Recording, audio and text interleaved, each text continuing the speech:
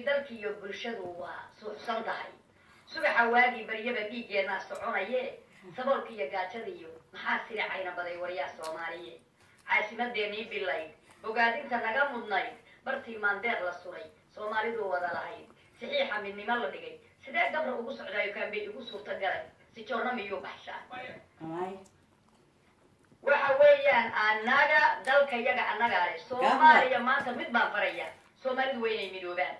maadaama laynoo midoobay oo layna leeyahay anigu waxaan arkaya odayaal xataa ka qaylinaya Hargeysa war gacmo shisheeyaa wali inuu ku jiray farmaajo ninkii gacanta shisheeye saari lahaa adigaanu arkaa baarlamaanka Soomaaliyeed oo ka leexanina wadadii cadeed xagta saarayo ku caraabinay baan maraynay dhinacna ha uga leexanina waxa weeye ummadda Soomaaliyeed ay midow qabiil waa naga awd qabyaaladu waa naga awd uma baahin waa ku ragaadnay Soomaaliya ha midowdo Soomaaliya ha israacdo Soomaaliya saxalku ha ka baxo Soomaaliya cadaaladda dariiqa mustaqimka Allah waafajiyo